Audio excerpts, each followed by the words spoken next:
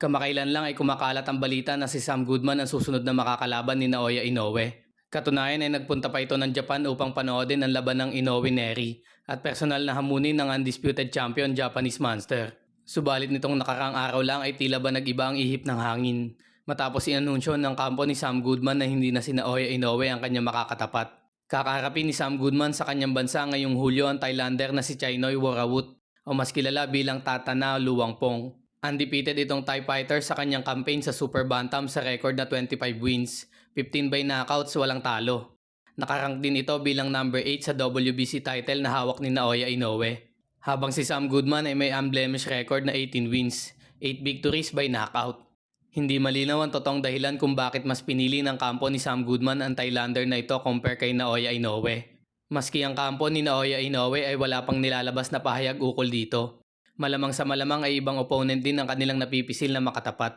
Kung sakaling matalo si Sam Goodman at maka-upset itong Thailander, ay posibleng mawala ang pangalan ni Sam Goodman sa unahang pwesto bilang number 1 mandatory challenger sa IBF at WBO title ni Naoya Inoue.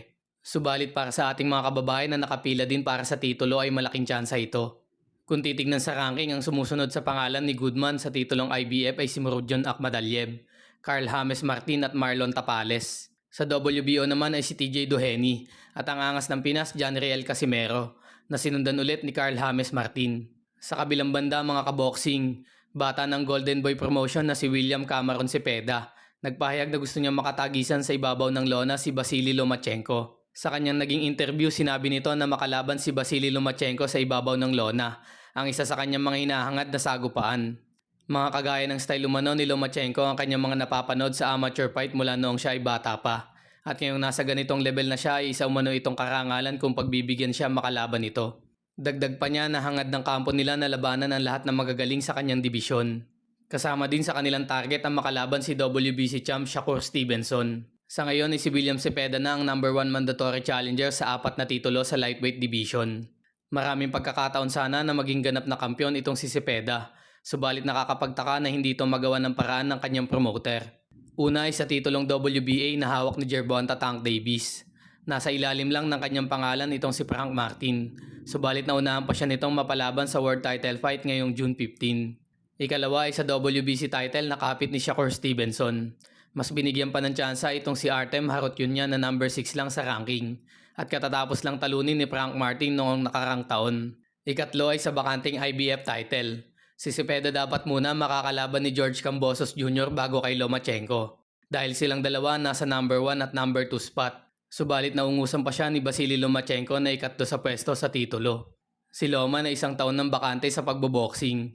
Huling laban ni Lomachenko ay kay Devin Haney pa noong May 2023. Pang-apat at panghuling sinayang na tsansa ng kanyang promoter, ang bakanteng WBO title. Sila sana ni Dennis Berencik ang dapat maglaban para sa titulong ito. Subalit naagawan pa siya ng kanyang kababayan na kaaakit lang mula super feather na si Emmanuel Navarrete. Katulad nito, meron na naman siyang paparating na laban ngayong Hulyo kontra kay Giovanni Cabrera. Isang boksingerong malayo sa kanyang kalidad at pang number 10 ranking sa WBA.